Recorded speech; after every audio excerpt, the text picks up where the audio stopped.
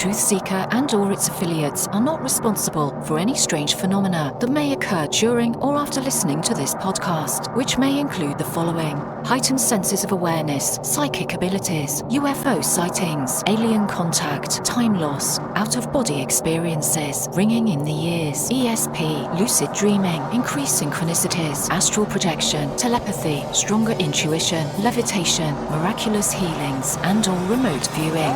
Please be advised to listen at your own discretion.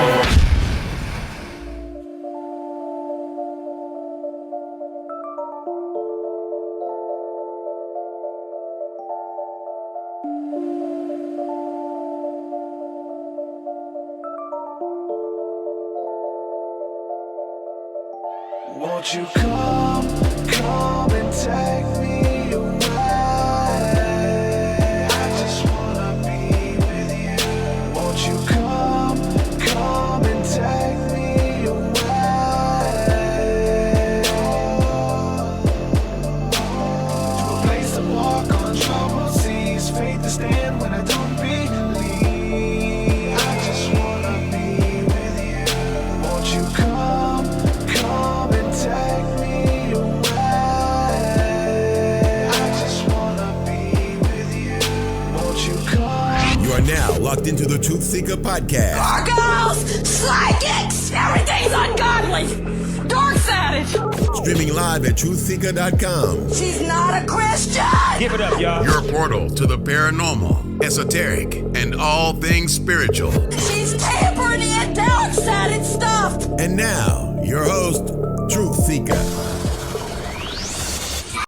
What's up, ladies and gentlemen? This is the TruthSeekah podcast. I'm your host, TruthSeekah. Excited and delighted to be with you guys today.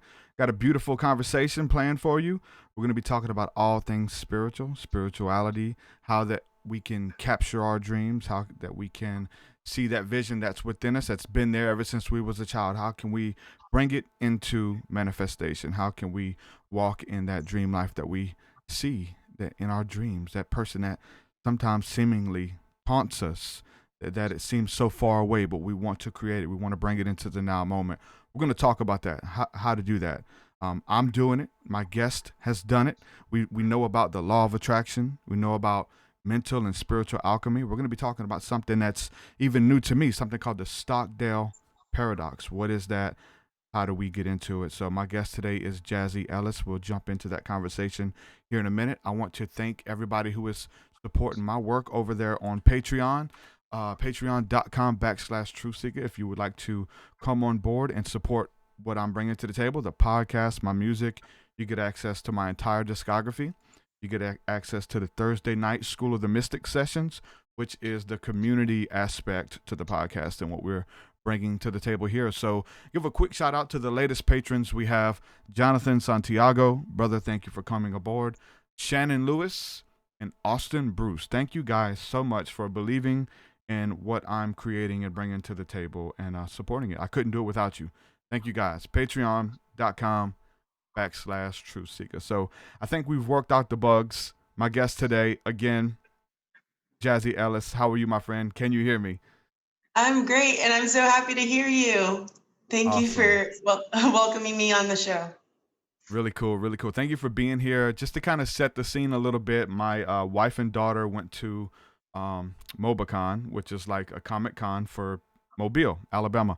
And so they went to a panel that you held or you were featured on and heard your story, heard what you do, some of the films that you've worked in, some of the acting and the stunt work and things like that. They went to the panel, heard your story, you made mention of the Stockdale paradox, something that was foreign to my wife at the time, foreign to me as well. I know she went to you and said that you would make a great guest on the podcast. She came to me and just was head over heels. I can't wait for you to do it. And she was on me. She's like, you need to get her as a guest. Looked into your work, looked into the stunt reel, looked into the acting stuff. And I really like your story. I really like what you bring to the table. And you take spirituality. You're a stunt performer, actor, an activist, and a healer as well. So all of that stuff kind of combining for your alchemy to bring you where you are to the table. If you want to give a little bit about your background and what you do, that'd be awesome to kind of get familiar with the audience. Sure. So I am a professional stunt performer for film and TV. I am also a healer. I am a Reiki master, and I lead guided meditations for healing. And all of these I do for myself as well, and that's kind of how I make it from day to day with my Reiki healing and my guided meditations. But before stunts, I was a high school teacher, and I taught math and special ed, and this was actually, or the Stockdale paradox was something that I taught to my students to get them to believe in themselves a little more, and that to ensure that they can accomplish their goals. But, yeah. So, what's some of the shows that you've worked on? You've worked on the Walking Dead. You've done some stuff with Marvel. What are some other shows you've been on, or movies?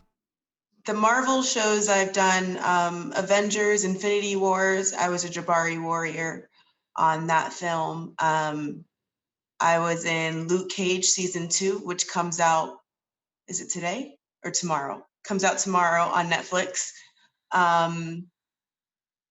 Yeah, I've been in a few TV shows, Shots Fired, like you said, The Walking Dead, NCIS New Orleans. Yeah, fun stuff. A bunch more than that. You've Yes. been busy. You've been busy. So from becoming a teacher, doing that, and that playing a part of who you are now, you're teaching still, right? You're still teaching even as you're doing your panels and your discussion, still kind of bringing that over, still teaching people to believe in themselves and that they can fulfill their dreams. So like I said, we heard about The Secret. We've heard about the law of attraction, mental, spiritual alchemy, these type of things. What is the Stockdale paradox and how does it apply to us? So the Stockdale paradox is that you have to come to terms with your current situation, the very brutal realities of it, no matter how deep, how dark you have to get to come to terms with where you are right now. That's step 1. And step 2 is understanding that you will accomplish your goals, no matter the when or the how. It's going to happen. So those 2 parts. And now Stockdale was a prisoner of war in Vietnam, I believe, for 7 years. And he witnessed his fellow prisoners of war around him dying for different reasons, whether it was suicide, and the people who committed suicide were dying of broken hearts because they were optimistic, too optimistic. They set a time limit on when they would be out. So let's say Christmas was coming up. They would think to themselves, oh, Christmas is here. Of course, we're going to get out now. And then Christmas would pass and they'd still be in prison. And they passed because of a broken heart.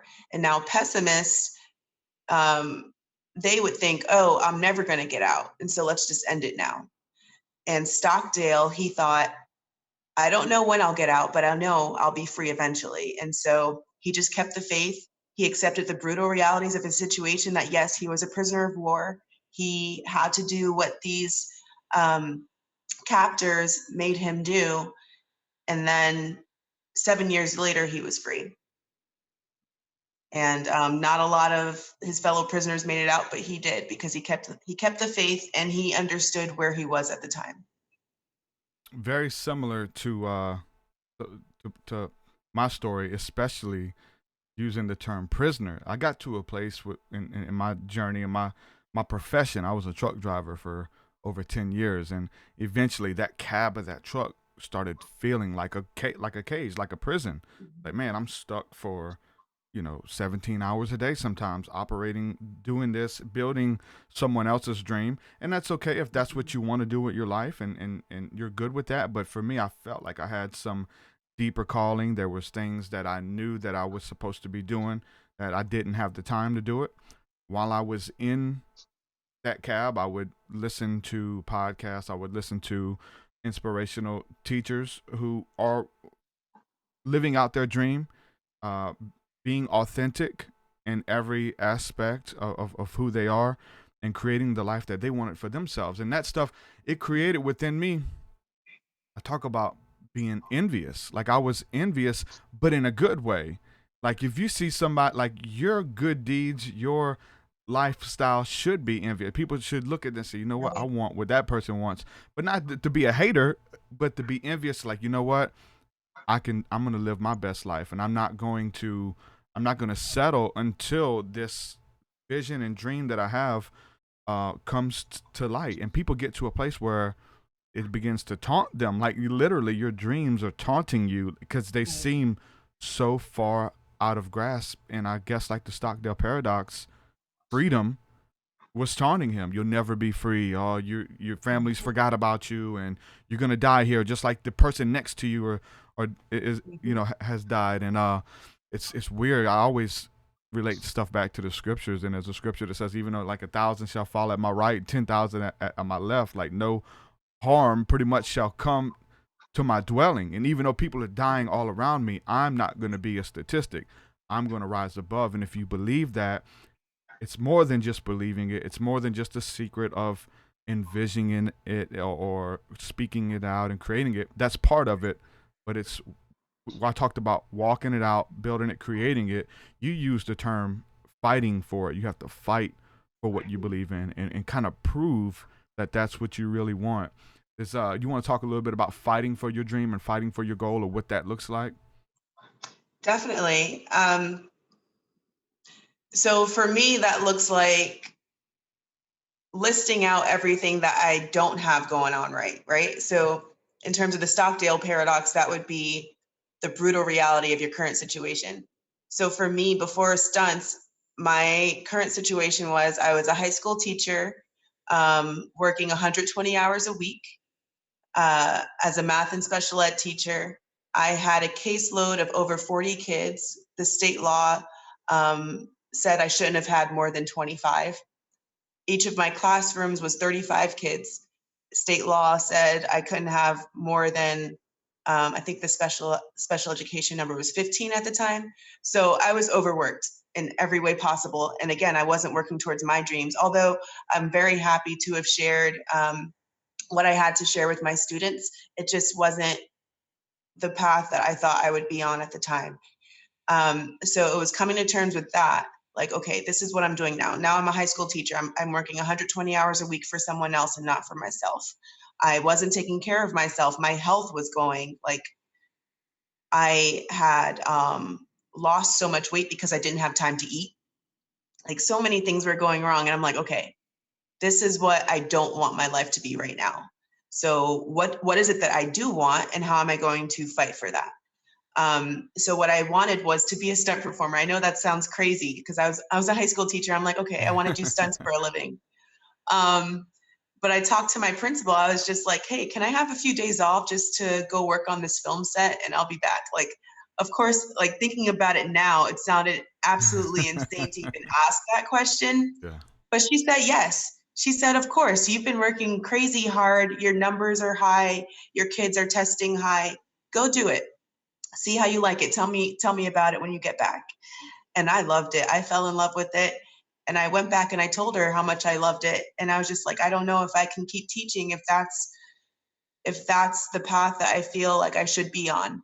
And she said, okay, well, we'll have you finish out here, and then let's see if we can transition into that goal. And it worked out. That's beautiful. And it's like you said, not denying the fact that it doesn't look possible. It looked so far away.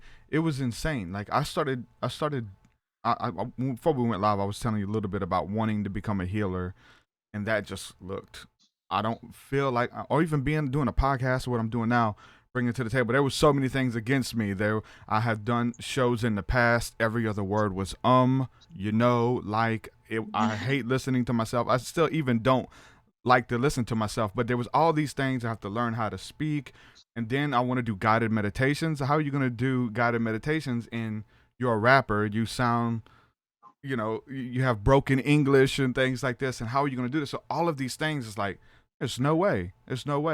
But to have that vision, to have that goal in mind, to say, you know what, this is what I want, and whatever it takes, I'm going to create it. I'm going to birth it. I'm going to keep it in my vision. I'm going to speak to it Mhm. and create it. I know that I'm stuck in a truck right now. I know that I have to be tied down to this machine to just simply keep the lights on and support a family.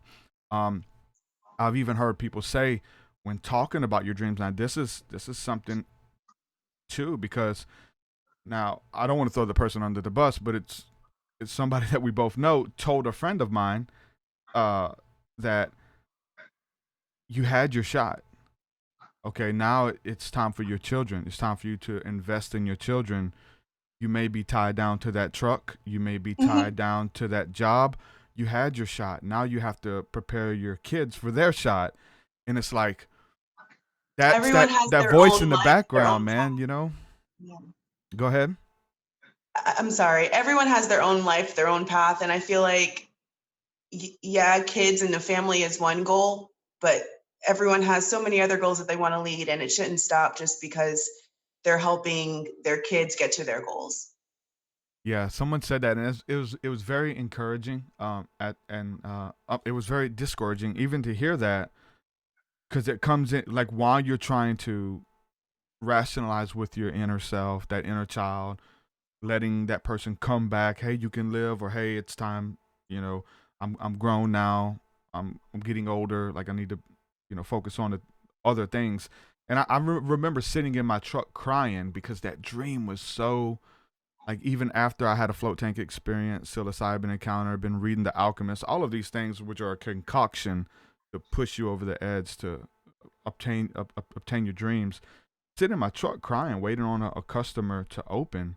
I was like, when do you give up on your dream? Like, if that's true, like if you're too old, like if you're a has been, like you just gotta. Do I get used to this? Is it done? Do I move on? What age or when do you give up on your dreams, or should you ever? Do you go to the grave not and not try? You know what I'm saying? Where does that come into play? That was facing the reality of my current situation, but having that vision. Where does spirituality come in for you? I think it's probably pretty much every aspect of it. Like you said, it's part of your day to day life. But where does it come into getting that picture of our dream, what we're supposed to be doing? There's people listening, they have no idea what they're supposed to be doing. They just are on default. They winded up at a job, they've been there for years, turning into some type of career that they didn't plan on, and they don't know what to do. Where does spirituality come into play with trying to focus on your dream or your calling or whatever you want to call it? Yeah. So, like you said, spirituality is part of my everyday life, and it has been for a long time. I actually studied religion in college. Um, so it's something that I need for a reset. Mm-hmm. When things aren't going right, I just know, okay, let me give myself 10 minutes at least and either meditate on it, pray about it, talk to my higher power about it, and just give myself the time to feel it out, I guess. Um, but whenever I give myself that time to myself and to my dreams, because that's what I feel like when I'm giving myself time to meditate or to think about what I want to do, I'm giving my dreams time. Um, to come to fruition and to think about the next steps. But that happens every day. Every day I give myself that time and reevaluate my current situation and see if I'm still on the right path towards my goals. And I don't know um, when I'll accomplish them, and I don't think that there should be a time limit on any of your goals. Um, but as long as I'm working towards it, and when I give myself the time to meditate on it, I'm still on the right path. I feel good about myself. But that's where my spirituality is and every day when I give myself that 10 minutes in the morning and at night. That's good. And I mean that could change your life. I talked to a friend of mine who watches the show. He's given himself to a 15-minute meditation every morning, and that 15 minutes has changed his life. To become Yep. mindful, to get the goals and the activities, and kind of go into the ether. I know we make this sound spiritual and woo woo. It is for me. That's just my way of explaining it. Not everybody has to.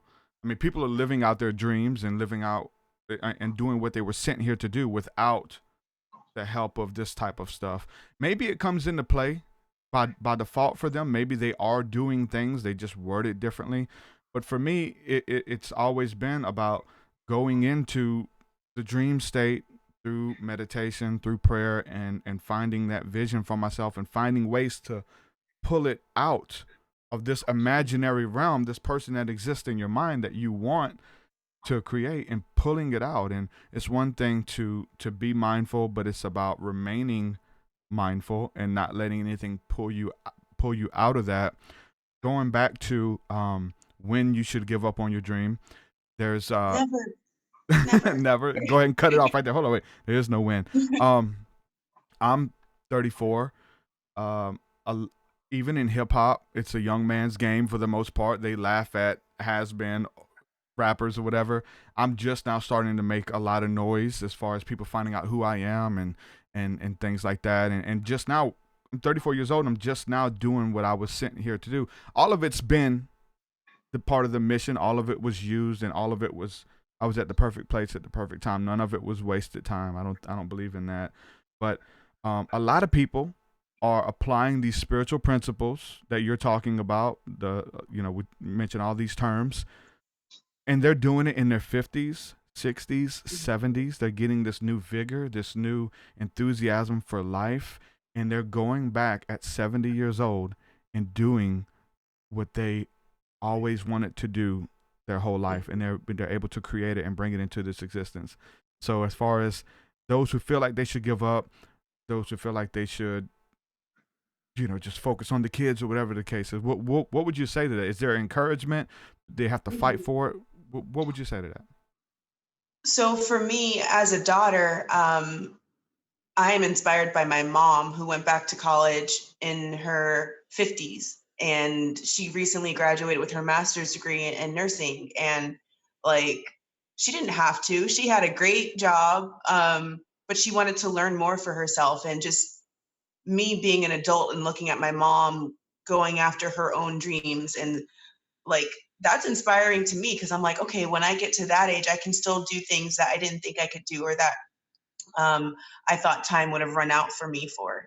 Like, no, it's never over. We're still, as long as our heart's still ticking, and we want something in life, we can still go after it. And I think it's a way to challenge ourselves to create new goals for ourselves and to go after them. You always have to have that vision of something you want to create. You always have to have that next step. There's never like this place of arrival, even once we're here. Like, and I'll tell you this, and maybe you can relate, but that drive that I had while I was in that truck, that cage, it felt like 17 hours a day.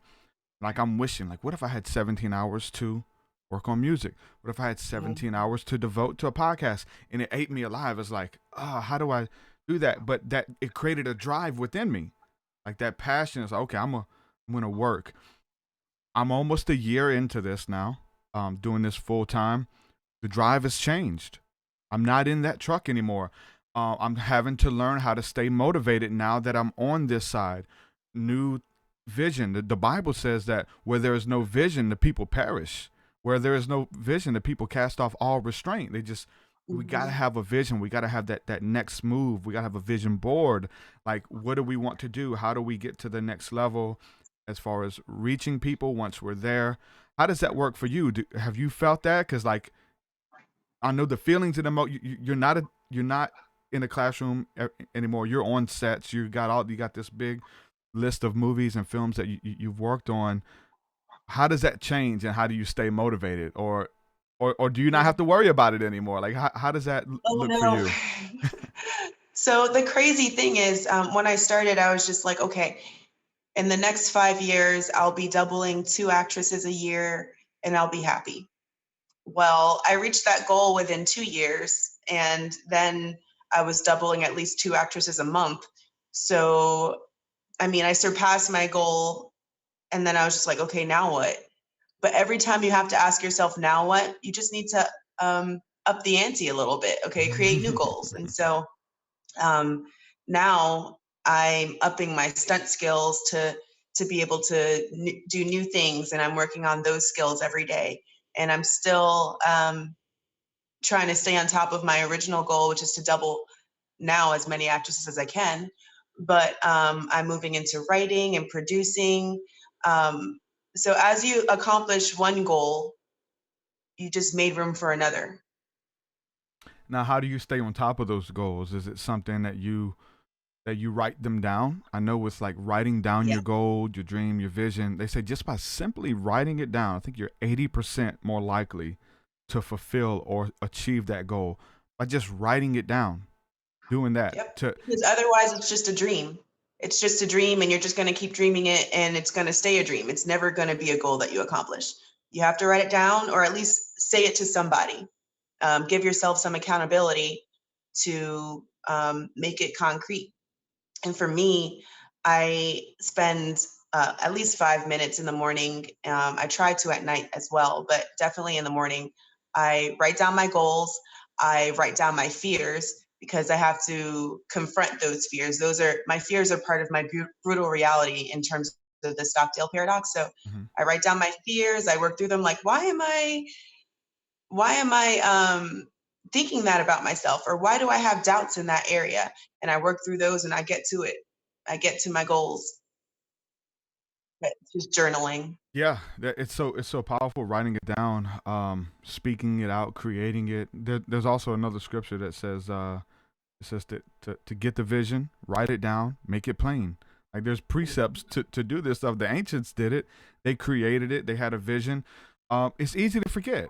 Like we would like to just be mindful of at all times and have a to-do list in your head. But I'm telling you, when you write it down, you're able to look at it. You're able to envision it, and it's not just something that. Just trust me, man. We have ideas, and then 3 weeks pass, and you're like, man, I had that idea. But if you would have wrote it down on the paper, you can always come back to it. You can always chip away a little bit at it, and you can whatever you want to do. We're talking about hard work. Hard work pays off. You have to do the work. You have to take that seed. You have to go to that ground. You have to till the land, the stony ground, whatever it is. You got to cultivate the land. You have to plant the seed. You have to water it. You have to, come back and keep watering it. Make sure it gets sunlight. Once it starts growing, come back here and pull the weeds around it. And you have to cultivate that dream. It's precious. It's precious, and it takes work. Yeah, I love that analogy. My dreams are my gardens. Yeah. And who are you letting in your gardens? We talked about this last night on my friend Christy Lee's podcast. Like, there's people like why they're in your garden and the fruit isn't ready to be picked yet. Like there's a little tomato growing or something, and it's supposed to be big and ripe to eat. And if you let it grow, it's gonna be big and it's gonna feed people and this whole garden. But there's people there who are taking your fruit before it's time, and there's people who are in your life speaking against your dream. Oh, you can't do that. You should have did that 10 years ago. You'll never be a great speaker. You'll never do this. How are you going to motivate people when you can't motivate yourself? There's always people speaking in, trying to take away from that dream. Dream killers, dream stealers. They're envious. Yeah. If misery loves company. These people. How do you identify, and have you had to personally identify with people who were like toxic? Like, I got to get this person out of my life. There's no way that I'm going to be able to move to the next level with this person always shaming me, bringing me down, and trying to keep me, on the same level that they are. Like they're good at certain levels, but literally when you go to another level, man, some people, they can't go with you. We would love to bring our crew. We would love to bring our people who've been there from day one.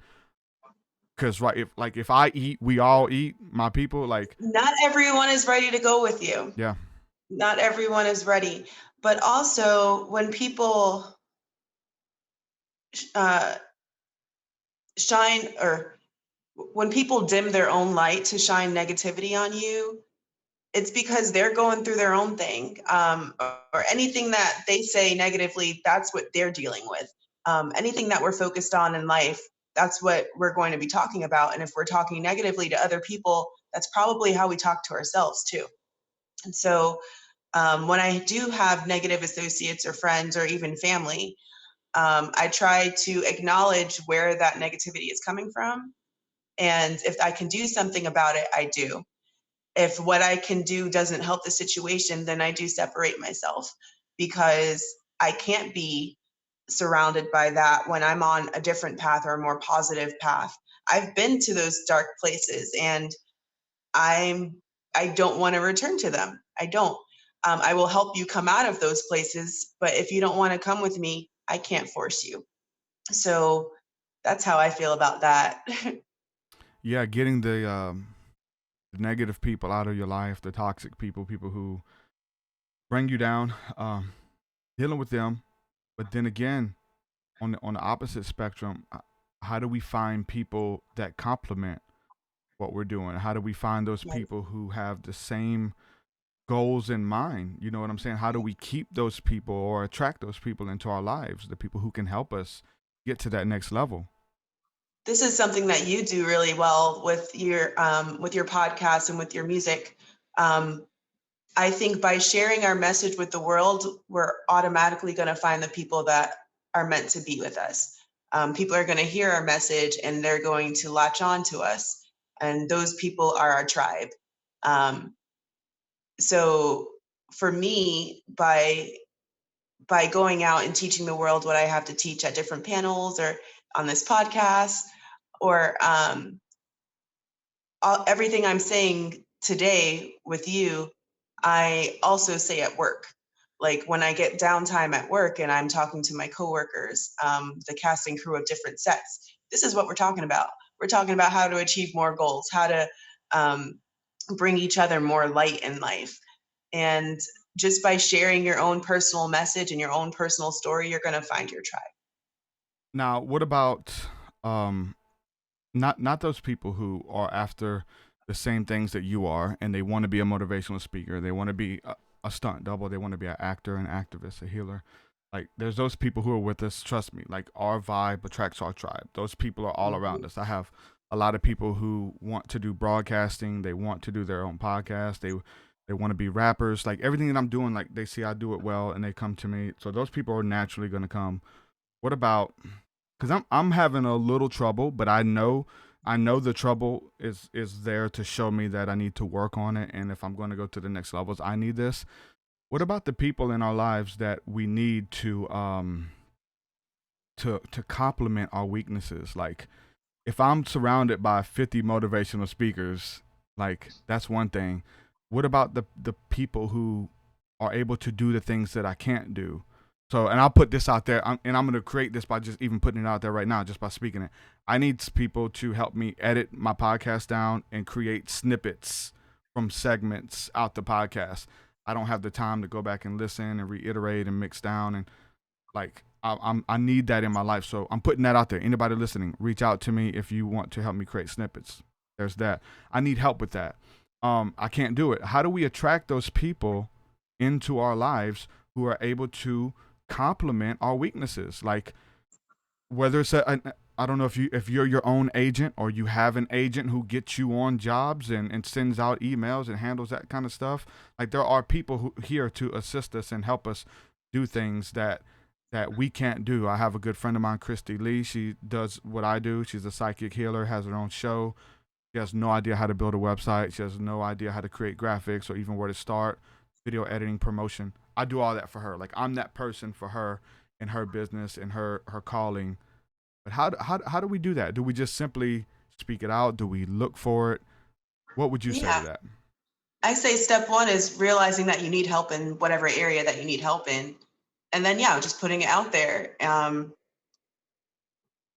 I do think that when there's people who are better than us in a certain area, we have to be a bit more careful about letting them in, because just because they're good in this area, they might not be good in that area. They might be, you might have to set healthy boundaries for yourself depending on what they're lacking. But that's I guess more personal for me, because I tend to mirror the people around me. So if I have people around me that aren't working towards similar goals that I am, it's kind of distracting for me. Yeah. So that's a little caveat about boundaries. but yeah, just putting it out there is enough. The universe will answer with exactly what you need. But knowing the that first you step need is it, that goes a acknowledging long that you way need too, it. right?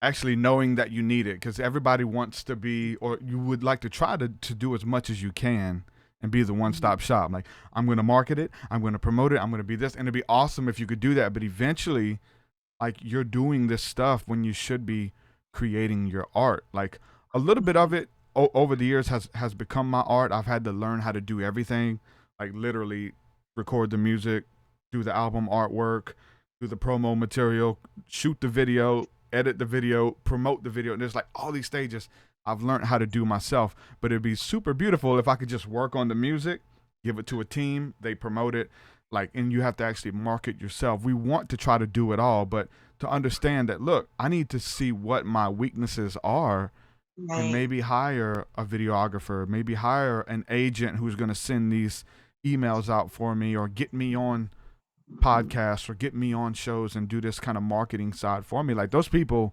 exist for a reason, right? And also when you're going from working for someone else to working for yourself, you're excited about all the power that you have in the beginning, and then you realize, oh, I actually don't want all this power. I actually don't want to do that thing, because that's like a task that takes all my energy away. And so giving up some of that power and letting someone else have it, Yeah. so that you can work collectively towards the same goal, there's even more power in that. So giving up control and That's a big one knowing for that, me. I'm sorry. I said that's a big one for me to get over. Right? Yeah, I think for everyone who's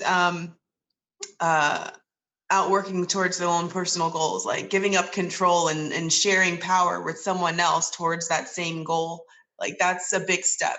But I think it's something that every human should try.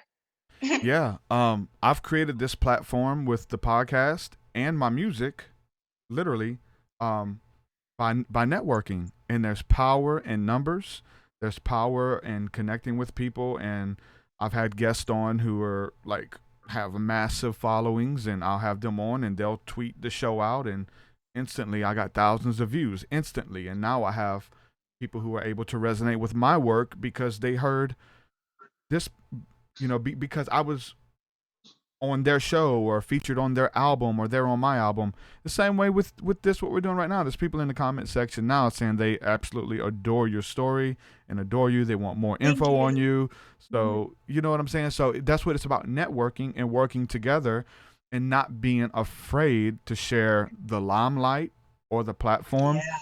That's big for me because I come out of the Christian industry, the Christian the gospel music, and it was always they say be protective of your platform, and if there was any flaw, if there was anything they didn't agree with, or anything that they, or even if they thought that you might take their fan base in the Christian industry, like, they wouldn't work with you.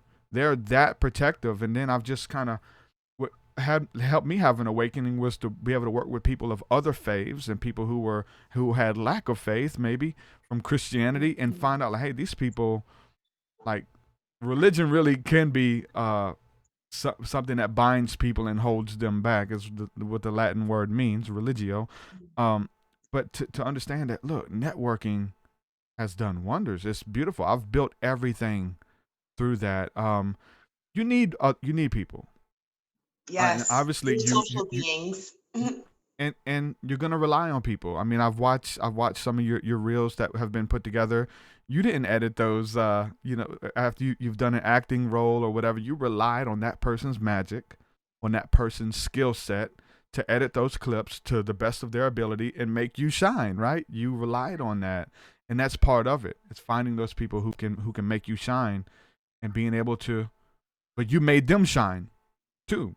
You creating your magic, working your magic, and creating that scene, and all things work together. I think that's why I love film work so much, because, I mean, yeah, you can create films by yourself, but the best films are made with big budgets and a whole bunch of people. Yeah. You'll have 500 people on a set for 3 months. And that's like, when you consider all these people are working together towards the same goal, it's beautiful. And everyone has their certain job. Mine is usually stunts or acting, but like we're all doing something that really adds to the finished product, and that feels really good to work with people.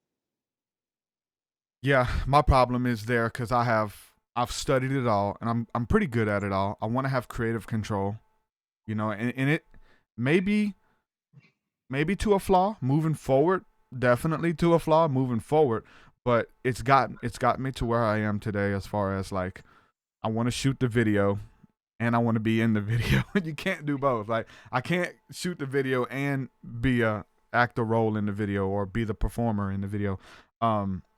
You have to find people you trust, but having that creative eye, even with the music, the mixing, the mastering, I want to have control over all my stuff. It's work to create a brand and create beauty that I've been able to bring to the table, but it's that I'm like obsessive even over the creative control of my image or my persona, with the music and videos and everything that is being pushed out there. So much so that moving forward it could be a flaw because there would be no way that I could open up time for anything else. Like that would it takes too much time to shoot a video, edit a video, blah blah blah blah. Find those people who compliment and who can help you get to the next level and free up time. So there's wisdom in that. Going back to capturing the dream, what, like for those who are there, what's like practically what is step one? I know we break it down to a spiritual level, but to be very practical, what do? There's people who are still stuck in that truck. There's people who are in that office job. We listen to testimonies of people who are working for Fortune 500 companies and making hundreds of thousands a year, but they're not happy. They're making hundreds of thousands of dollars a year, building somebody else's dream, but inwardly they want to be a Reiki master. They want to be a healer. They want to help humanity in whatever facet that is, and it drives them crazy, and a lot of things happen: spiritual awakenings, near-death experiences, ayahuasca journeys, psilocybin, float tank. We talked about that. What is something practical that people can do? Like, what would you say would be the first step for that person? Step one, even before speaking out your goal, because that's an essential step, I would say give yourself time and just feel out your current situation. Like pause at work or pause and in your, so for me it would be pause in between classes in my classroom when I was still teaching. For you it would be pull over and just stop and feel how you feel in your truck. If you don't like the feeling, ask yourself why. Or if you already know where you want to be, but you're still there, okay, skip to the next step, which would be to write down the goal. Write it down or tell someone, hold yourself accountable to actually starting on the path towards your goal. And maybe it'll take a while before you can completely transition over to, full-time working for yourself, but at least you're working towards it. Just baby steps every day if you need to, maybe 20 minutes a day. If that's all you have time for to still pay your bills and to work towards your goal, then give yourself those 20 minutes a day to work towards your goal. But yeah, step one, feel it out, give yourself time to really understand where you are right now. Understand how you feel, understand where your intuition is telling you to go. Step two, speak out your goal. Tell a friend, tell a family member, tell your accountability buddy. I like that word. Someone to hold you accountable as you're working towards this goal, and then get to work. Just get to work. Now, let me ask you this. Have you ever felt any guilt by getting paid, making a living, doing what you love to do? And I preface that because I come out of religion, and there's a big thing there of like, you should do it for God. You should do this for free. That's a big thing, trust me. And we're down. You're in New Orleans right now. We're in the Bible Belt. We deal with this like big time. Like, no, you should be doing that for free. There's people who think that I should create my music and they should be able to download it for free, and I shouldn't make a So how wage. can you make a living off of that? How can you survive off of that? Even Jesus survived off of the donations from his disciples and his friends. Like, come on, really? Yeah. Like, Well, there's like a lot of people have to get over that guilt because of that being, yeah. and people in their ear, like those people are in our ears, man. They're literally, they're blogging about us. They're doing, it's insane. And it's because I And have a this is background in that, and I deal with a lot of people coming out of religion who listen. That's who I deal with, and they have to go through that. What would you say to them, to, who are dealing with that? I would say there's a reason that God put us here on this earth. And if we're not working towards our own personal purpose that he put us here for, then what are we working towards? And why are we making ourselves feel guilty for doing the work that God put us here for? And paths change, and that's normal. I feel like life is a roller coaster. So if you're on a different path than you thought you would be, guess what? That's what God wants for you.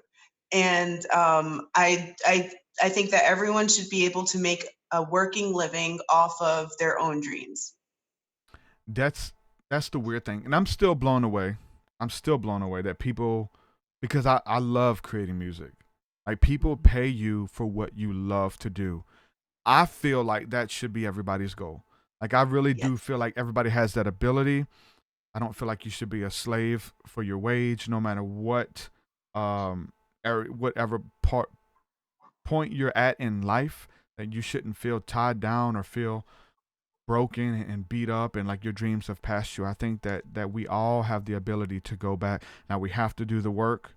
We have to prove to God, the universe, ourselves that we want it and we're worthy of it. We all are worthy of it, but you have to do the groundwork as much as we'd love to. And that's the thing, because you're a Reiki healer, Reiki healer, Reiki practitioner. I do spiritual work. There's a bunch of spiritualists listening to this right now. We help people. It's not, man, went off on a tangent about this last night. It's not, we don't have a magic wand. Bibbity bobbity boo. We're not like, we're, God is not a genie. It's not a magical lamp like that you could just get your wish and not do the work. Like, we can give you the principle. We can motivate you spiritually. We can teach you practical. I really believe that there are practical things spiritually that we can do to be mindful, to stay mindful, to get that goal, to get that vision, to speak out the things that we want. And there's power, there's spiritual power just in simply speaking it out, speaking to the things that are not as though they were. That's biblical. But it's not, we don't have a magical wand. I wish we did. Sometimes I feel like I did in the past, but it's becoming seemingly more real to me that this is something that you have to work for.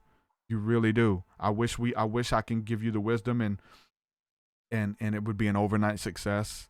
What I'm doing, what you're doing, like, it's taken years to do this, right? It wasn't overnight. You just didn't, you had those dreams, those visions and stuff, and you acted upon them, and you have to do that. So, would you, I mean, we don't want to sell anybody a hope or a false vision. Like, you have to do the work, right? Right. And I mean, part of my journey is all the failures as well. So, yeah, there is no false hope. Like, this journey is not the easiest one that I'm Yeah. on, but it's one I chose, and it's one that I'm working consistently on. It's like, I don't know. It's hard work. Yes. Fail often and fail big is what there's like Yes. a video out there. THX for good stuff. There's a video out there by what's his name, Will Smith. Fail often and fail big.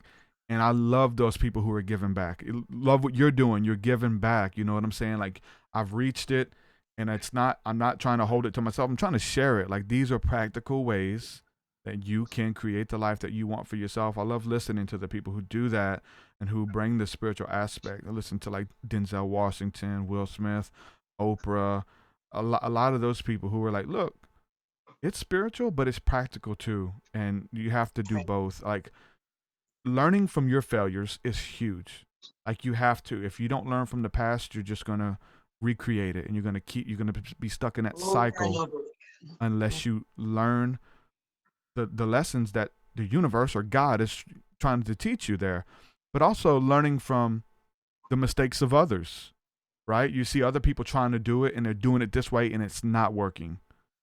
Learn from the successes of others. Look, this guy, he does it. When he does it this way, he gets a lot of feedback. A lot of things are working. Marketing, Facebook, the way he's sharing, whatever.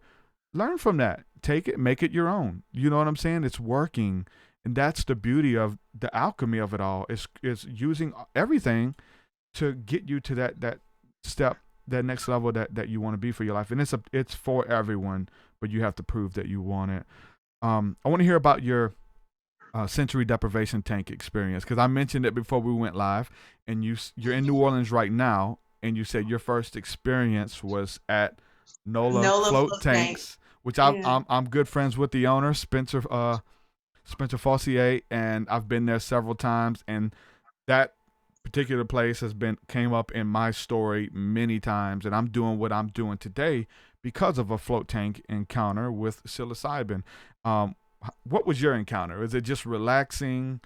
You feel really euphoric and high because you feel like you don't exist when you're in there, and you get out and all the magnesium and salt in your body. It's a beautiful encounter. What was your encounter going to the float tank shop? So I actually wasn't going for the spiritual aspect of it, although that's what I found when I was there. I was going more for the healing, for the Epsom salt part of it, since I really needed a good soak. That's when I first got into stunt work, and I was just in a lot of pain. And so I did, my first time in was a 30-minute session, and I was like, oh, this is awesome. I was listening to like Reiki music and just escaping into the visions that my mind created when there was nothing to look at and nothing to be present for besides myself. So yeah, it was like a nice, I don't know, I might have even fallen asleep for part of it, but it was just an escape into nothingness almost. But my next session, I extended for an hour, and that's when I created sort of cartoons in my mind of how I wanted things to go in my life. But yeah, it was fun. It was cool. NOLA float tank, awesome times. Yeah, definitely good people, Spencer over there. But yeah, and it's part of just that being mindful. Every time I went in mission minded. Like you said, you can go there and you could just relax and have a good, you know, you can get healed. Like I feel euphoric and high when I get out, just because all the salt, and it just does wonders for your body, really. But with spirituality, with anything in life, you get what you're looking for. You know what I'm saying? I find that there's a Bible, we talk about this all the time, but there's a Bible verse that says, the promises of God are yes and amen. And we talk about whatever you release to the universe. God, the universe says, yes, amen. Okay, I hate myself. I'm stupid. Yes, amen. Giving it back to you. I'm beautiful. People love me. I'm going to impact thousands with my voice. People are going to be healed when they hear me speak. People are going to be inspired when I speak. Okay, yes. Creating it for you. Yes and amen. That's literally what happens. And when we go into the astral realms through meditation, through that 15 minutes, the 5 minutes that you're talking about, we find this time to get available to go into those states through the meditation, through the prayer, through the float tank experience. We get what we're looking for. If we just need to kind of get that game plan for the day, we need to focus on our breathing, focus on our body, get healing for ourselves. Whatever we're looking for, we're going to find it. And that's the beauty of it. And essentially, we're playing a game. I feel like this life, we're playing the game called life. And there's rules to it. And many of us were put here and we're just on default, and we have no idea how to play the game. We have no idea, like there's boundaries and out of bounds. We don't know that there's things that we can do to get ahead or things that we can do to mess ourselves up. We haven't been taught these things, but we look at stories, we look at ancient writings and stuff, and we see these laws and these principles, hermetic principles, the 48 laws of Ma'at. That is all of these beautiful precepts there to understand there's something called universal law. And whatever we put out, we get back. Whatever we sow, we'll reap. Be not deceived. Whatsoever a man sows, he will also reap. Blessings, honor, praise. And I give hats off to everybody who supports my work, but like I have people who want to have, so they want to do what I'm doing. They want, man, you got all these people supporting you, blah blah blah blah. Like, hold on, okay. Have you ever supported anyone? Like, have you seen someone somebody in need? Have you helped that person? Have you seen that person? Could you fulfill a need that person needed and not getting anything in return? Have you been that? We're gonna receive that back. There's years like you're teaching children, helping children, encouraging them to go after their goals and their dreams. And seemingly you fell into yours, right? It was all part of the process, but whatever we sow, whatever we plant, if we want opportunity, then we need to give opportunity. I've had all of these prosperity church guys in the past who I've dealt with. I love these people, but they have this weird notion that they're waiting to win the lottery, like literally. Like they literally believe that God's going to bless them to win the lottery or have this creative idea that's going to get them millions. And when they get their millions, they're going to help the homeless. They're going to feed the orphans, take care of the widows, and all of these things that Jesus said do. They're waiting to win the lottery to do this when they have the means to do it in some type of capacity right now. Like you can help somebody in need right now. And if it's in your heart, you can do it. And the scriptures are I believe they're true when it says that whoever's faithful with the few, I'll make them ruler over more. Be faithful with that teaching job. Show me you care about these children. Show me you care about people. Show me you're not going to squander the money away. Show me you're not going to do this. Learn how to appreciate people. Learn how to appreciate good things. Come from nothing. That's the alchemy. And I believe it 100% that these principles are for everyone, that we have to learn them, however that comes to you, through this conversation, through someone's story, that it's for everyone to do it. Was there any books? Was there any philosophy or anything like that besides the Stockdale paradox? I know that was big for you. Anything else that encouraged you, like was like a big deal to you? For me, it was The Alchemist, psilocybin, float tank, meditation, music, all of these type of things. Anything else that was big for you? I think my senior thesis in college was huge because I went to the Ecuadorian Amazon and studied under two different shamans who kind of not made me lose faith in what I believed in, but expanded my belief system. That's what I'll say. They expanded my belief system and made me see that there was way more out in the world than I thought as a privileged American going to the Amazon. But yeah, I think that experience just opened my mind to different ways of viewing the world. And I think that's where my path sort of shifted. Mm-hmm. Did you come in contact with any plant teachers or anything like that while you were there in the Amazon? I was cleansed with ayahuasca in the traditional ceremony under one of the shamans, and yeah, I learned a lot about myself. Yeah, that's beautiful. Beautiful, man. All of it is the alchemy. I really believe it. I don't believe in lost years, and even when we get off a track, whether it can happen.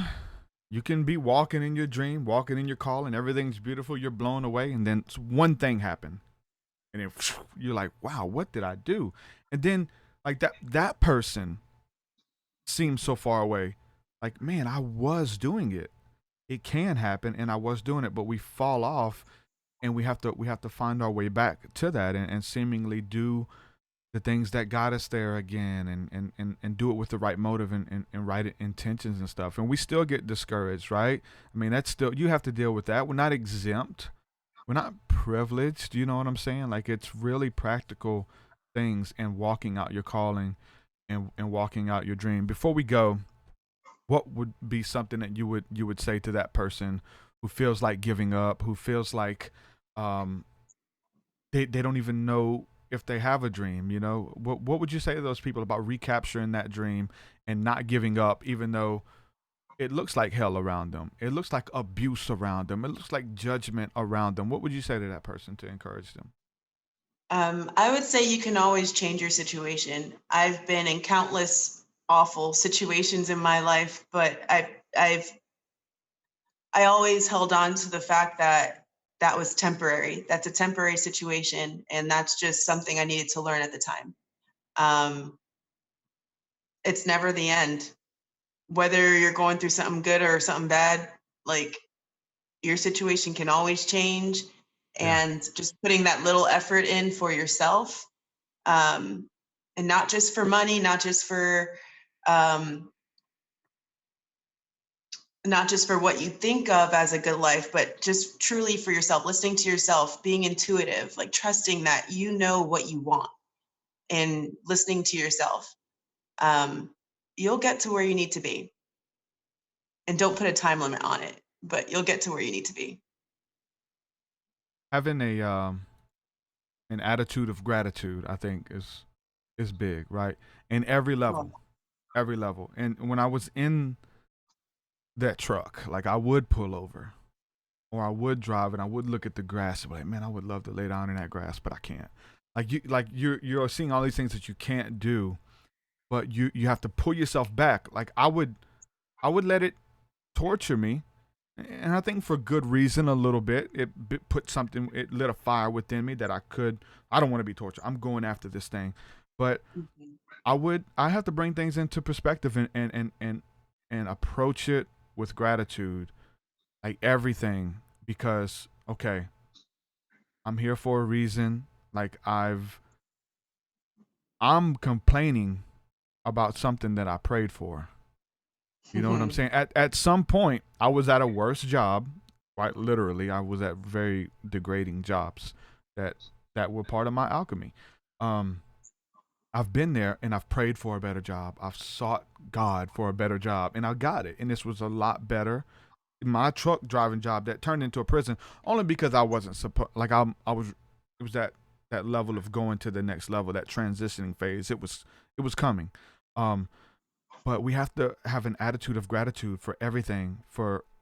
I mean, everything, our hands, our breath, that we have breath, that we have life right now. Like, so many people don't even have that. Like, some people's time have been cut short, even in recent times, of celebrities and all of these passings, and deaths and suicides and stuff.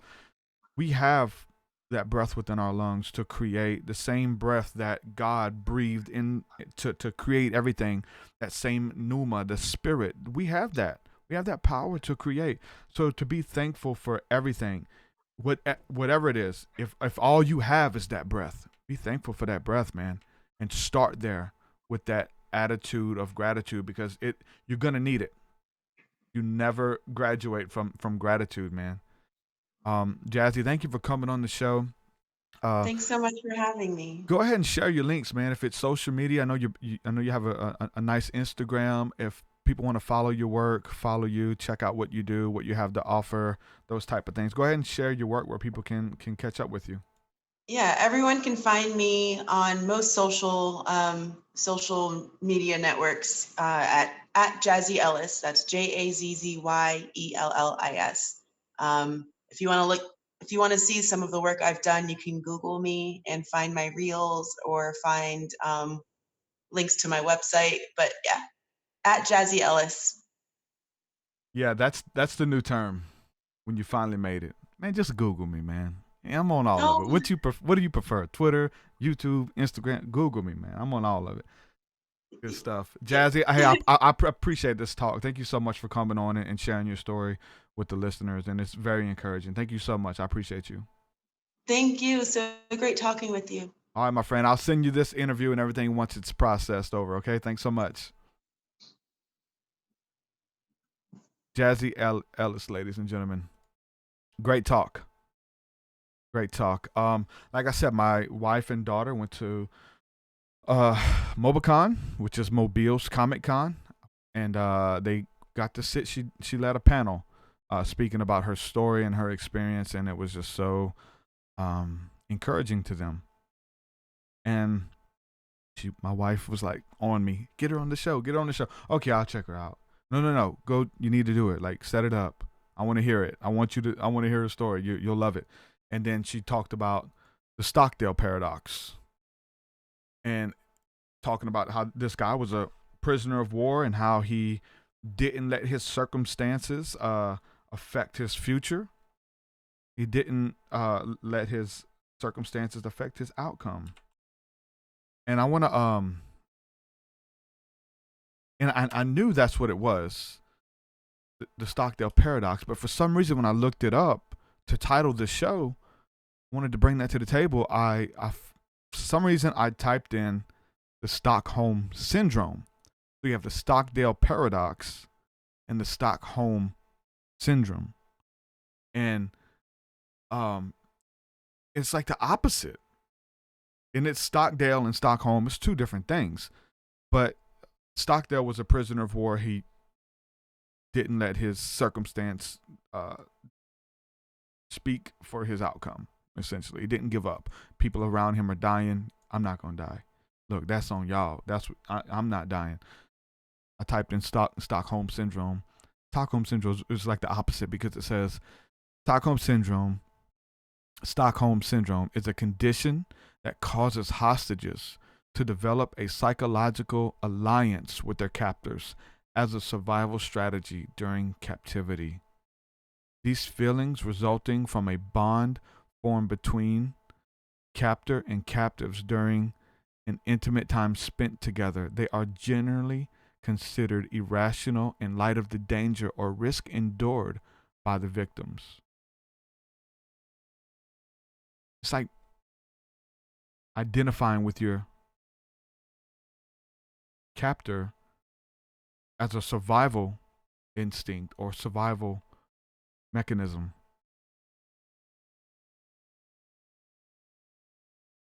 And it's almost like you look at like the slaves identifying with the slave master and just like, hey, this is what I am. I'm going to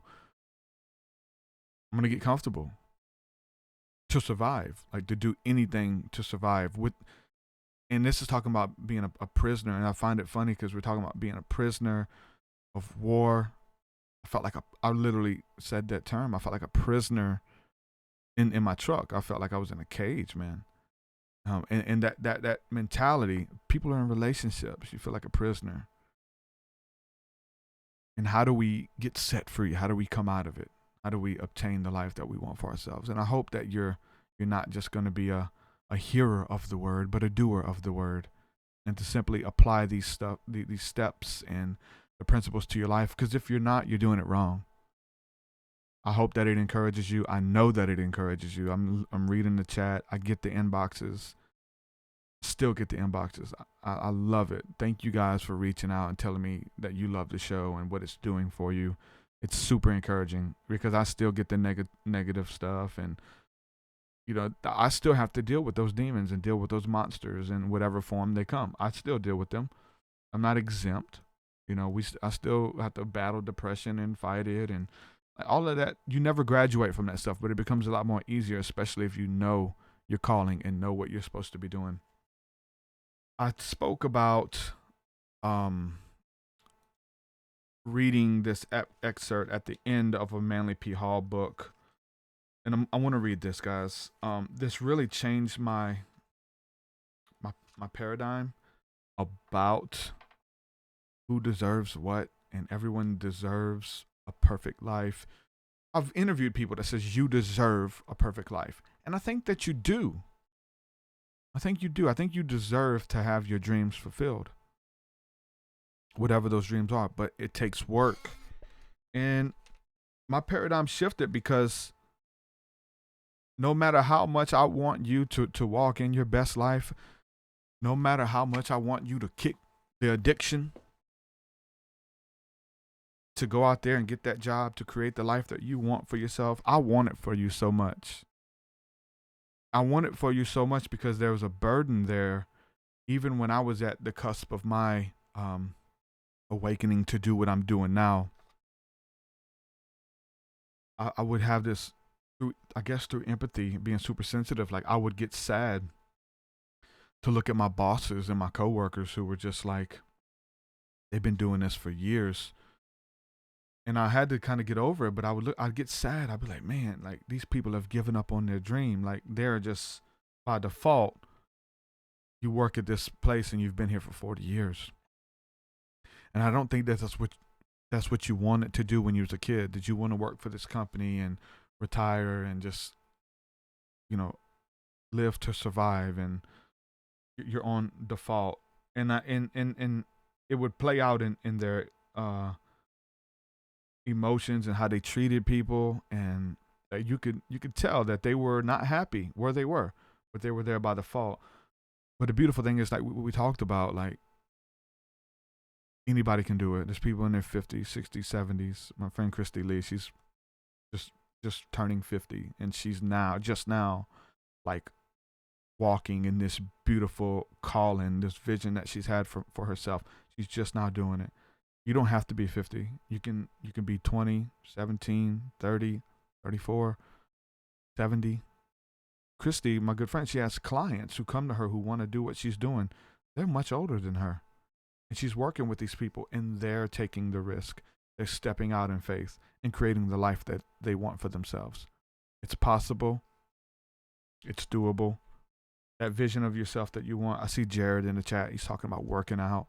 He's talking about intermittent fasting. He's talking about all of these little things that help you create that desired life. If you have a desired physique, you can work towards it. I was talking about my buddy Drew Gower. When I talk about the psilocybin, when I talk about the float tank experience in New Orleans, Drew Gower was with me. The alchemist, psilocybin, and a float tank. Look, change your life. As I pursued my dream and my calling, and that lit a fire within me to do what I'm doing today, Drew Gower was with me. He was 400 pounds. And he felt like he was trapped. That was his prison. His body became his prison. And we had a heart-to-heart during that float tank session and the psilocybin, and we just had a heart-to-heart, and I asked him a question there, and it changed his life. He wrote about it in his book. He sent me the rough copy, the draft to read, and I was in tears reading his story about me and how I encouraged him and how, just being open with it, man, and seeing how all things work together, man. Look, whatever you want, you can create it. Drew was 400 pounds. He's skinnier than me. He's under 200. Hard work, dedication, pays off. You fight for what you want. We say work. You got to work for what you want, work for your dreams. Jazzy corrected me and said, fight for it. Now, there's times where Drew, he would get up and he wouldn't want to go to the gym. Let me take an off day. Started a movement called No Days Off. I'm not taking no off days. This is what I want. I'm going to create it. I'm going to walk in it. And he did that. No Days Off was the movement. And he didn't take those days off when he wanted to. When he felt like giving up, he said no. No days off. Show up. That's big. Simply showing up. I'm going to read this, and I'm going to believe that it's going to change the way that you see things. I hope that it's going to light a fire within you as I read it. It's a couple pages. This is from the book. It's just simply called Magic by Manly P. Hall. He does a lot of little small books and pamphlets and stuff, but I want to read this. I hope it comes across to you, but it changed the way that I've seen things. Like, I do think everybody deserves to live out their dreams, but at the end of the day, if you don't work for it, you're not going to do it. No matter how bad I want it for you, no matter how much I pray for you, no matter how much I bless you, no matter how much we try to pray you out of a situation, you have to fight. You have to prove that you want it. This is your alchemy. This is your journey. The hero's journey is about you. This is your cross that you have to bear to find freedom. I want to read this. It's quite lengthy, but I think that it got to the very end. This was a good book, but the very end is what stood out to me. Magic by Manly P. Hall, and it talks about white, black, and gray magic and the difference between them. And magic is not always just spells and enchantments and things like this. Your words are magic. Abracadabra, I bless what I speak. You create as you speak. Your words are magic. So the intention behind your words is magic. Here we go. I'm going to read this, and I'm not the best reader, so bear with me. People who use these false systems vindicate themselves, for the most part, on two unsound hypotheses. One, that God has intended for man to have whatever his puny intellect desires. Two, that man knows what he needs. Both of these are false assumptions. That was big for me. Man was not intended by God to be rich. The prosperity gospel, you know what I'm saying? Man was not intended by God to be rich. Wise, beautiful, healthy, witty, of charming personality, or happily married. This does not mean that the Lord has any objection to any of these things or all of them.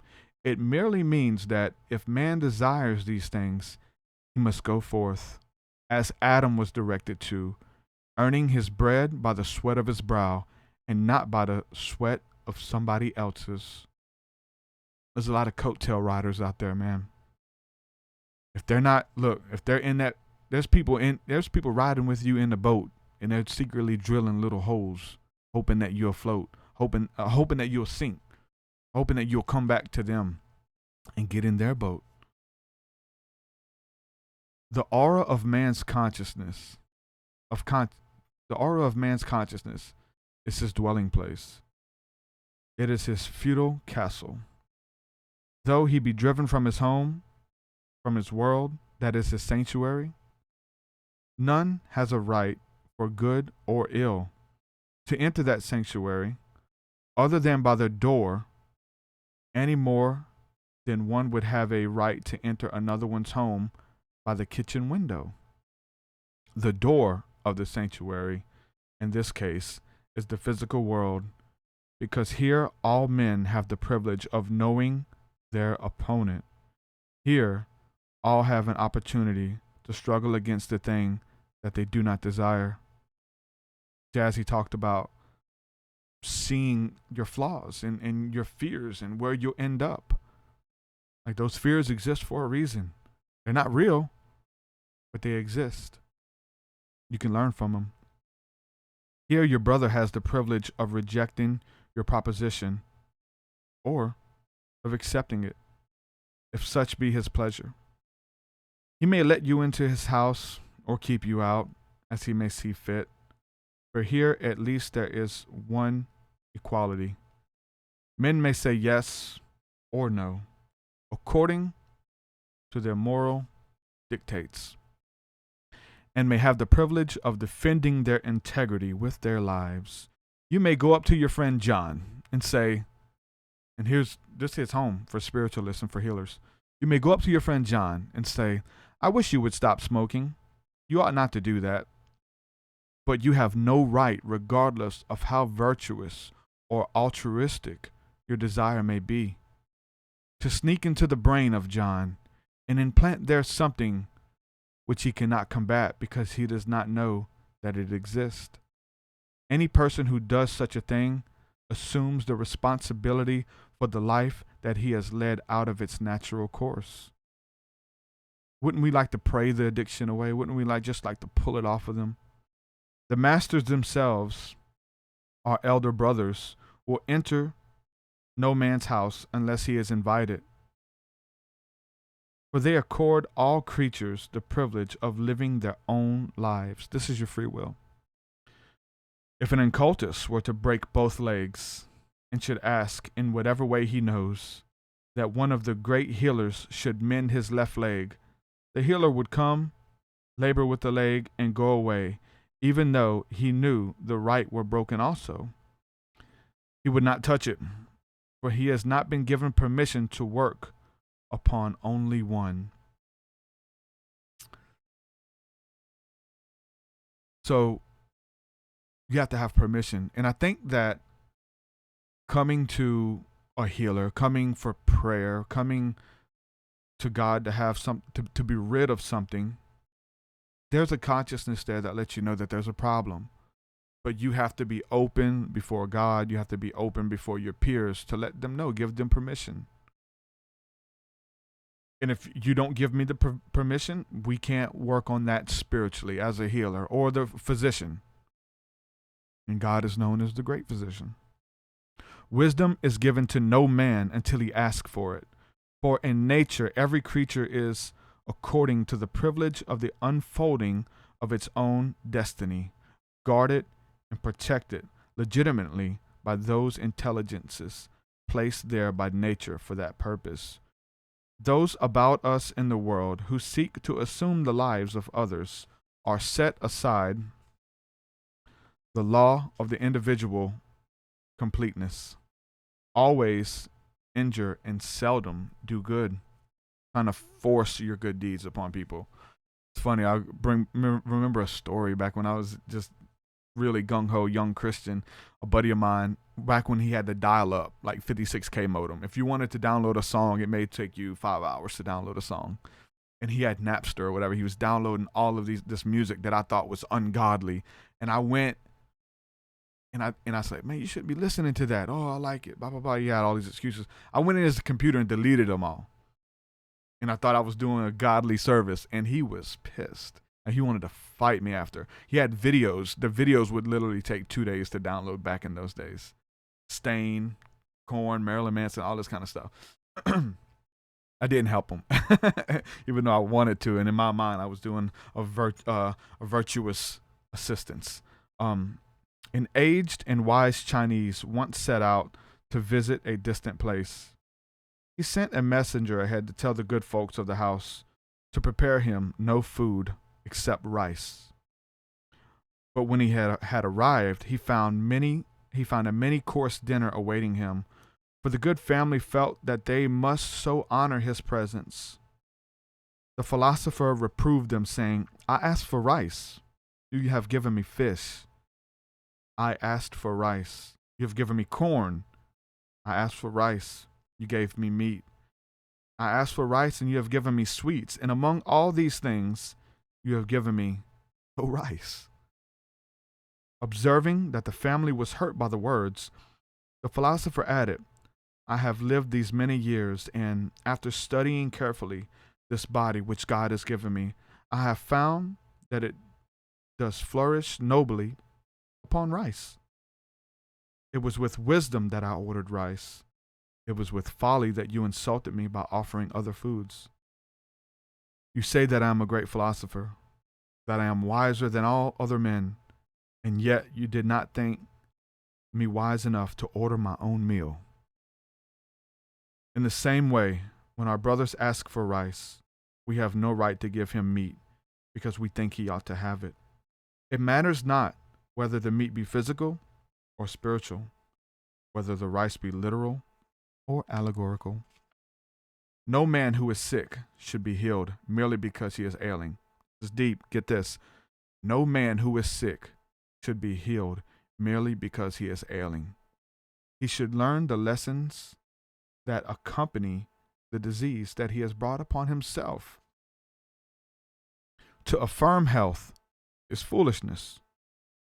To find out the reason for the ailment, make right the wrong, and become healthy again is wise and proper.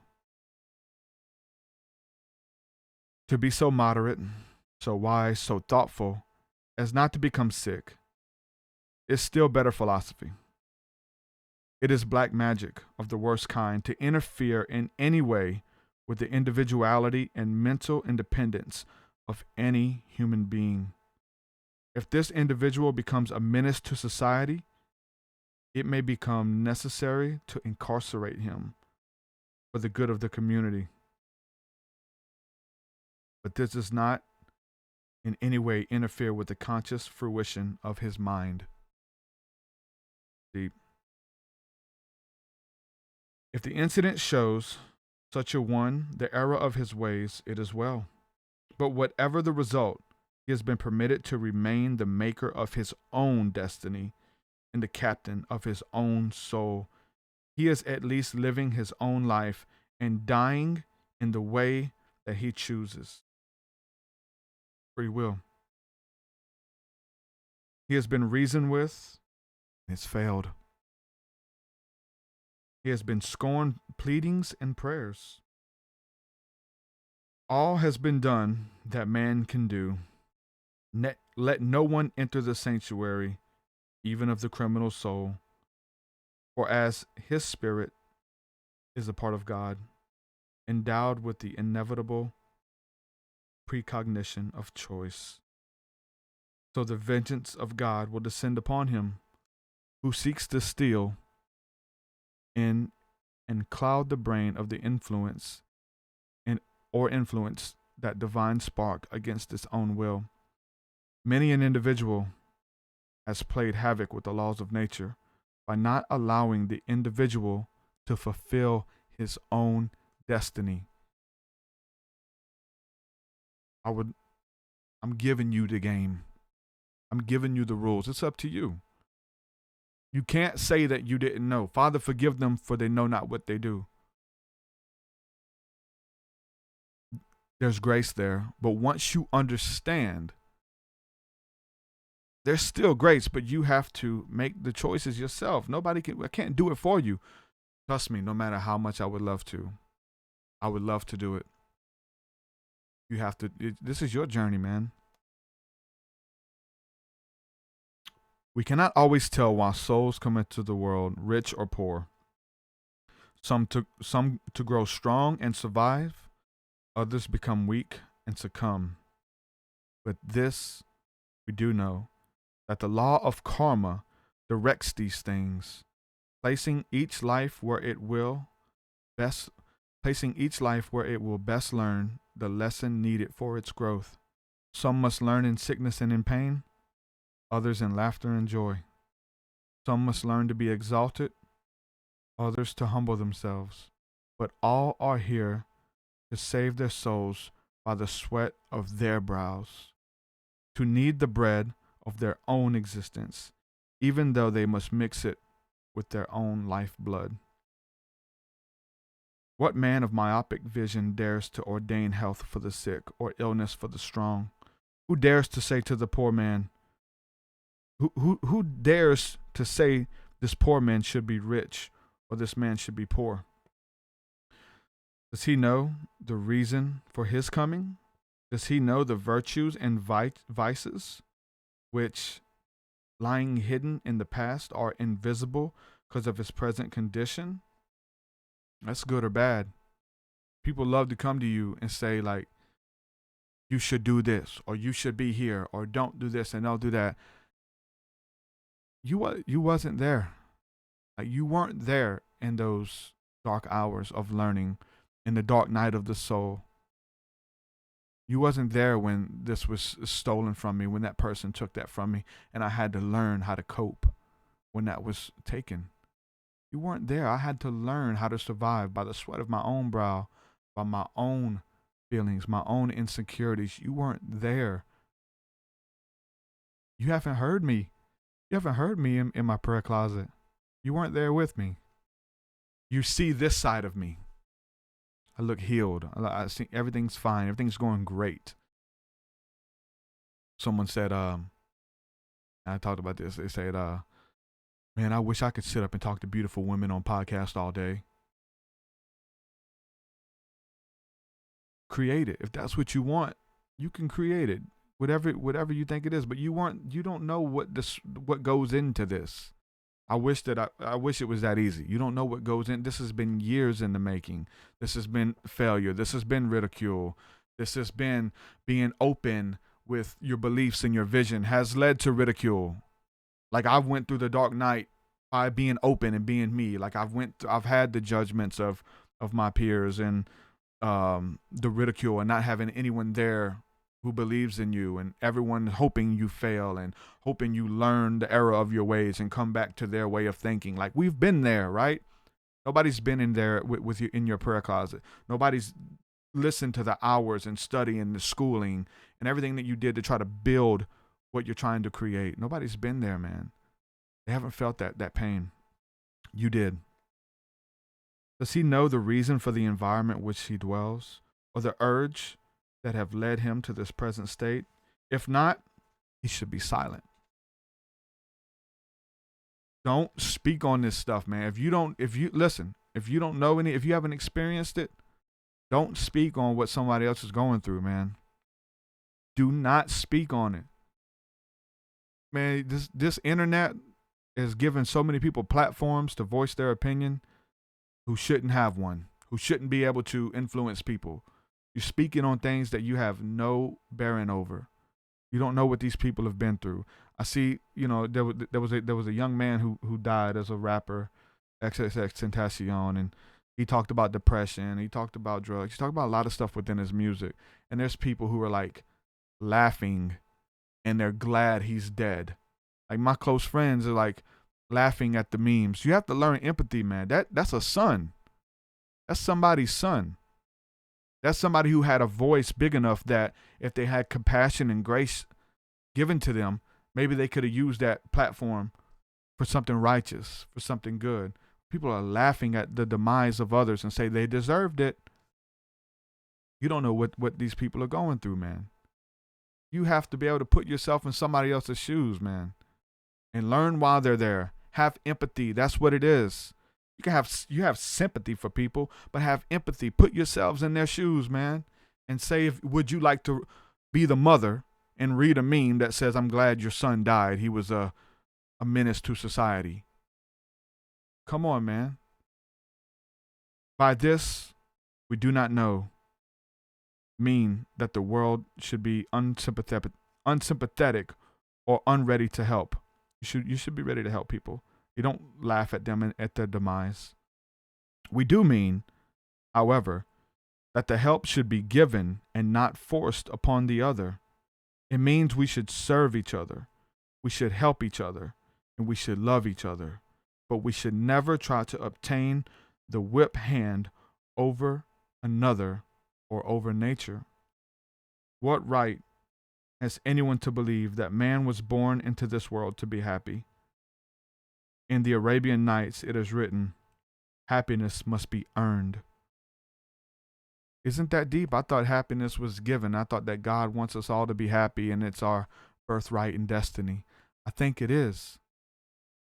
But it's earned. You have to fight for what you believe in. You have to build it with the sweat of your own brow. Happiness must be earned. We are born with a divine birthright. A mind, a heart, 2 hands, and 2 feet. There's that gratitude. If any of these be missing at the time of our appearance, we have some other function proportionately developed to take its place. With these tools, we may go forth and earn happiness, but we have no right to assume that someone is going to thrust it upon us. We have come here for the experience as a child who goes to school. We may be happy in our studies, or we may curse them all the days of our lives. We may curse them all the days of our lives. The wise are happy in doing the thing that should be done. When we command the universe to make well the sick, or to make rich the poor, we know not where we speak of. For in our zeal and ignorance, we may be doing an irreparable injury to the one we love. Like a parent who cannot deny his children the sweet meats that they want. That's deep. Deep. Almost done, guys. In granting their desires, we endanger both their lives and the lives of future efficiency. Let us rather assist all to adjust themselves to things as they are, helping to build a more noble destiny for themselves, not trying to give them something or force something or force the unknown upon them, but rather assisting all to develop those faculties which will make them worthy to have the things which they desire, and that great peace which all the world is seeking. When we ask the infinite Father to give us those blessings which we lack, or to straighten the crooked path wherein we walk, let us always add this stipulation to our endless string of desire. Let these things be, if they are best for me. If not, thy will, not mine, be done. Jesus. Let us always qualify our will to achieve by such difference to the divine will that alone does all things well. In this we make safe our course of the procedure. This humility will save us from great adversity, who, under the guise of egotism, whisper to us that we are greater than the infinite. Time and time again, as Milton said, we are hurled flaming from the ethereal skies when we seek to be greater than the power which is the cause of all things. Learning the sovereignty of God, which is the power that is the cause of all things. All things. Don't the Bible say that all things work together for your good? It's the alchemy, guys. We all want the good things of life. We all desire to be surrounded by friends, but we have no right to attract any of these things except when our lives have earned us the right to be honored, respected, and admired. The struggle of the modern competitive ethics is very keen, but it offers to the winner a prize in keeping with the intensity of the strife. The environment of modern social conditions was created by human qualities and temperaments, and man has placed himself therein in order to learn how to adjust himself to its complications and uncertainties. The victory lies in the control he gains over himself, his viewpoint, his temperament, and his inconsistencies. Man has long considered happiness to lie in dominating others or keeping up with the standards of the Joneses. All through the ages, he has striven either to imitate or control others instead of acquiring self-control and unfolding the individuality which makes him different from all other things and gives him the power of excelling in something. When man exchanges his daily life of service for mental shortcuts, he excuses his vices instead of mastering them. He is falling under the influence of black magic. It is a subtle power which caters to the worst in him. People are eternally trying to walk out of difficulties instead of trying to work out of them. The result is always fatal, for the problem evaded must forever be the problem unmastered. The situations and the circumstances are usually in our life for a reason. The people, the friends, whether good or bad. My vibe attracts my tribe. Like attracts like. Motivational speakers attract motivational speakers. People want to do the same things that you're doing. Trust me. If you're a drug addict, if you love to get high, if you love to just sit around and watch the clock and get high, like, you're going to attract people who want to do the same thing. If you're into religion, you're going to have religious people around you. Like, whatever you're putting out, you're going to get back. And that's in the type of people that you attract to. The circumstances and the situations and things that we go through, many of us have caused upon ourselves. We're in this for a reason. We have to understand universal law. We have to understand that for every action that we do, everything that we do, the things that we think, the things that we speak, we're shifting something. We're moving something. We are creating something with every breath. Every breath is a prayer. That's power in that. When you understand, you'll let no idle word proceed out of your mouth about yourself and about others. Condemning, judging, looking down upon someone, you won't do that because you know what it's like to be judged. I try not to gossip. I try to be above that. Why? I've had people gossip about me. I've had whole congregations of churches use me as examples in their sermons. I've been called out from pulpits, just weird, deep stuff. And I know how that feels. If you're not ready, like that stuff, telling you, it's hard. It's deep. I've had pastors gossiping about me, people I love, and not even know it. People I'm promoting, steadily telling people to stay away from me, watch out for me. Like, that's hard stuff to go through. We have to learn. We have to weed those people out. But we have to be ready for all of this. We like to pray our way out of a situation. We ask for help. I do believe in angelic assistance. I believe that prayer works for communion with the Father. I believe in blessings. I believe in curses. I believe that we can make this walk a little bit easier. I do believe that I don't think that's an end all though. I think it's a push in the right direction. Someone trying to renew their mind daily. Someone who is coming out of wickedness or coming out of dark stuff, or whether it's dark music and you're going around daily and you got dark songs stuck in your head, catchphrases over and over and over, and you're like, man, I shouldn't be thinking about it. Why am I keep thinking about these lyrics and these songs that I haven't listened to in ages? You have to renew your mind. Like, it's a process of renewal. It's not a one-time thing. It's a daily thing. Garbage in, garbage out. It all plays the role of spiritual alchemy, man. And it is about communing with your Creator. It is about communing with God. Find out what God wants for you. Like, get that vision versus just trying to go off on the whim and create something. Don't have a reaction ministry. Don't only let the things that you create come out of reacting to what others say and what others do. Create something. Find out those things that are within you that you can bring out, those qualities in life, the things that have helped you get to where you are.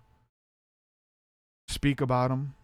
Find creative ways to express them with the nations, man. Ask God to use you.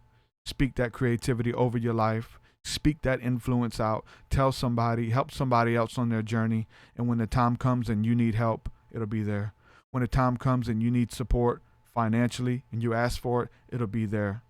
Be that friend to those who need a friend. It really gets down to simplistic terms. We can spiritualize it all we want because it really is spiritual, everything that we do, but it really comes down to simplicities and not being a jerk. Trying to be a good person. Creating peace and positivity in this world, man. I really do believe that. I want to say thank you to everybody again who's supporting my work through Patreon. It really does mean the world to me. I quite literally could not be doing this without you. So thank you so much. Thank you, Jared, for the donation. You posted earlier. Thank you so much for that, Jared. Everybody who's doing that, supporting my work. Thank you guys. I believe in prayer. I want to pray over you guys. I haven't been praying a lot over at the end of these shows, and I know there's some people who really look forward to that. So I want to say a prayer. I'm going to speak a blessing to you. That energy, the Spirit of God that you feel, the euphoria,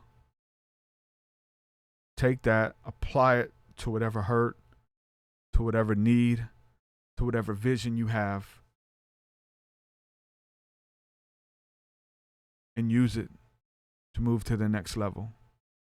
Whatever it is, the euphoria is not the end goal. It's beautiful. It feels good. I love the presence of God. I love the Spirit of God. I love that feeling. Where people can get addicted to that feeling, and you just love the feeling. You have to apply it. You have to do the work. The fruit. What is the fruit?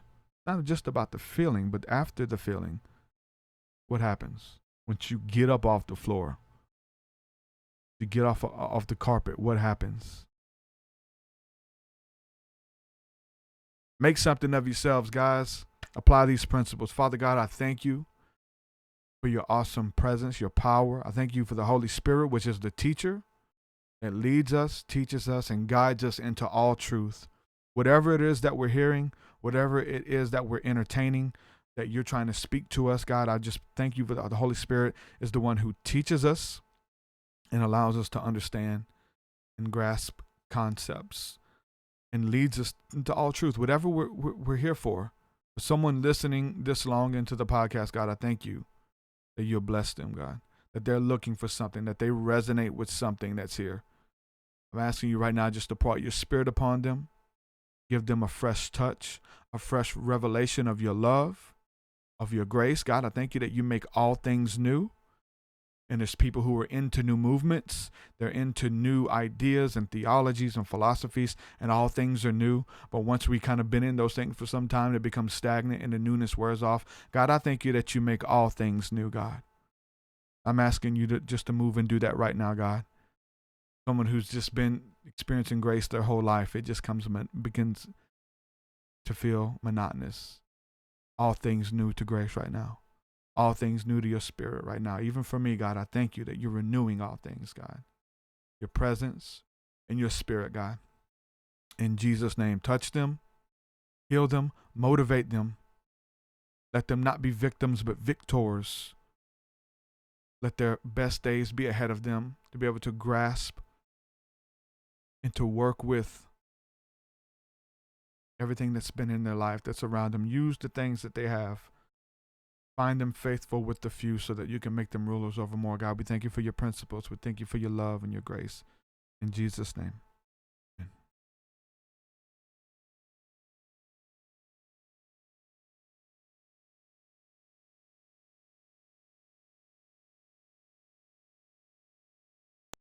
Your way so much higher than mine, so much higher than mine, so much deeper than mine, so much deeper than mine. Well, that does it for this episode, folks. To hear more episodes of the TruthSeekah podcast, head over to TruthSeekah.com. And if you're wanting to support the show and get rewards, go to our Patreon page at patreon.com/TruthSeekah.